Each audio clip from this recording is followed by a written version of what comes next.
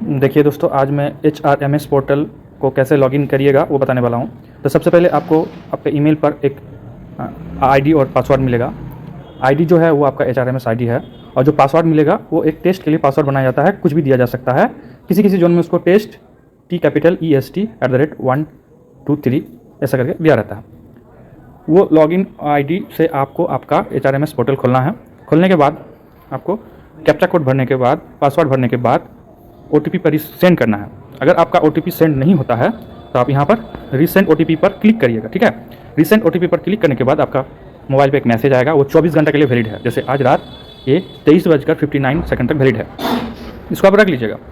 बार बार OTP अगर नहीं आता तो वही पुराना OTP से आप लॉगिन कर सकते हैं, ठीक है। ये OTP आने के बाद आपका एक पेज खुलेगा। वो पेज कुछ इस प्रकार है। सबसे पहले आपका एम्प्लॉय नाम और नंबर आ जाएगा। एम्प्लॉय नाम में आपका नाम, एम्प्लॉय नंबर में वो जो आपका एम्प्लॉय नंबर है वो आ जाएगा, ठीक है। जैसे HRMS पोर्टल का जो आईडी है। करंट पासवर्ड में आप दीजिएगा, यहाँ पर आप भरिएगा करंट पासवर्ड में, माफ कीजिएगा, मैं फिर से दिखा रहा हूँ। करंट पासवर्ड में यहाँ पर आपका लिखा रहेगा TEST@123, ठीक है। उसके बाद आप न्यू पासवर्ड जो भरिएगा ना, ये न्यू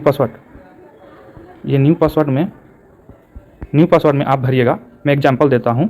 जैसे आपका नाम सुमन है तो आप S कैपिटल में, U स्मॉल में, M स्मॉल में, उसके बाद @ दीजिएगा। कोई भी 4 डिजिट दीजिएगा, अपना डेट ऑफ बर्थ नहीं छोड़ के। जैसे मैं 3321 देता हूँ, ठीक है। मैं इसको थोड़ा सा छोटा कर लेता हूँ। जैसे आपका पासवर्ड होगा S सुमन है तो SUM @ दीजिएगा। कोई भी 4 डिजिट दे दीजिएगा, 3214। इसको याद कर लीजिएगा और ऐसे करके ब्रैकेट दे दीजिएगा, तो आपका पासवर्ड खुल जाएगा, ठीक है। कन्फर्म पासवर्ड में भी देखिए खुल जाएगा। उसके बाद आपका जब भी एम्प्लॉय सेल्फ सर्विस वाला पेज खुलेगा, तभी आप अपलोड कर सकते हैं। कैसे आएगा एम्प्लॉय सेल्फ सर्विस खुलने के बाद? तो आपका ये वाला पेज खुलेगा, ऑनबोर्डिंग। अभी बहुत लोगों को ऑनबोर्डिंग दिखाएगा तो वाला में एरर आएगा। ये ऑनबोर्डिंग जब खुल जाएगा ना, तो आपको ये न्यू ट्रेन ज्वाइनी पार्टिकुलर में जो है ना अपलोड करना है डाटा। अगर आपका एम्प्लॉय सेक्शन सर्विस नहीं आता है, सेल्फ सर्विस, तो अगर आप ऑनबोर्डिंग सर्विस आता है और अगर आप खोलते हैं अपना पेज तो आपको इस तरह से एरर आएगा, ठीक है। तो जिसको एरर आ रहा है उसको घबराना नहीं है, उसको आधा से 1 घंटा वेट कर लेना है, ठीक है। बाकी कैसे डॉक्यूमेंट आएगा मैं आपको दिखाता हूँ, किस तरह से आपका पोर्टल खुल रहा होगा। तो पोर्टल में सबसे पहले आपको ये सब चीज़ लॉगिन करना है।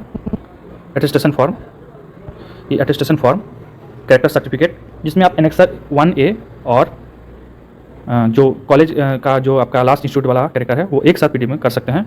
ओथ में आप एफिडेविट दे दीजिएगा। मैंडेट फॉर्म में मैंडेट फॉर्म, आधार कार्ड दे दीजिएगा, ठीक है। ये आपका अपलोड करना है। उसके बाद भी बहुत सारा डॉक्यूमेंट है। जैसे क्या क्या डॉक्यूमेंट है देखिए, इसमें मैं बताता हूँ आपको।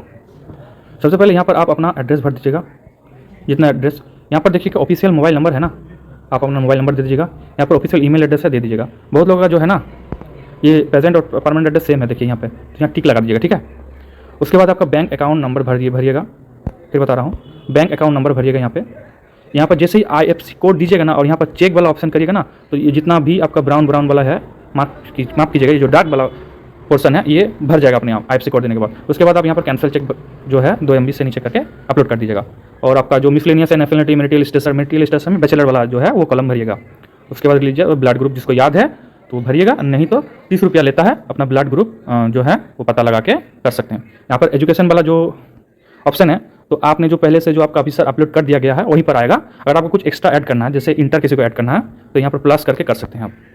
यहाँ जो प्लस का ऑप्शन है, प्लस करके आप ऐड कर सकते हैं। किसी ने ITI से किया हुआ और ग्रेजुएशन देना चाहते हैं तो ग्रेजुएशन भी दे सकते हैं, ऐसे करके ऐड कर सकते हैं, ठीक है। ये तो मैंने बता दिया है रजिस्ट्रेशन में क्या क्या करना है। ये जो आधार डॉक्यूमेंट है ना, इसमें आप सेल्फ डिक्लेरेशन डाल सकते हैं, चूज फाइल करके सेल्फ डिक्लेरेशन। और डॉक्यूमेंट का जो नाम है यहाँ पर लिखिएगा सेल्फ डिक्लेरेशन। जैसे डॉक्यूमेंट डिस्क्रिप्शन है ना, सेल्फ डिक्लेरेशन लिखिएगा। जैसे यहाँ पर रजिस्ट्रेशन फॉर्म ऑलरेडी लिखा हुआ है, लेकिन यहाँ पर आपको लिखना पड़ेगा, ठीक है। इस बात को ध्यान रखिएगा। चलिए ये भर लीजिएगा।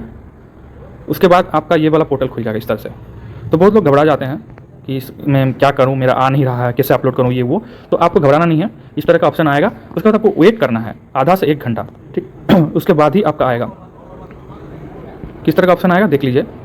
अगर आप डेस्कटॉप मोड में करते हैं तो आपको इस तरह से ऑनबोर्डिंग आएगा, जिसमें न्यू ज्वाइनी पार्टिकुलर बोल के आपको अपलोड करना है उसमें, ठीक है।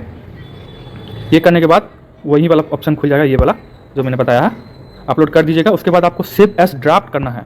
यहाँ पर नीचे ऑप्शन आएगा सेव एज ड्राफ्ट। यहाँ पर नीचे एक ऑप्शन आएगा सेव एज ड्राफ्ट और बगल में ऑप्शन आएगा सबमिट। सबमिट नहीं करिएगा, सेव एज ड्राफ्ट करिएगा। उसके बाद देखिए आपका क्या आएगा। जैसे ही आप इस तरह से कर दीजिएगा ना, आपका इस तरह से आएगा एक्सेप्टेड बाय AA। सबसे पहले आपका यहाँ पर ड्राफ्ट बोल के सेव लिख कर आएगा। ड्राफ्ट लिखने के बाद यहाँ पर आएगा अपलोडेड बाय VA। जैसे अपलोडेड बाय VA आएगा, उसके बाद आएगा एक्सेप्टेड बाय AA। इसका मतलब आपका एक्सेप्ट किया जा चुका है।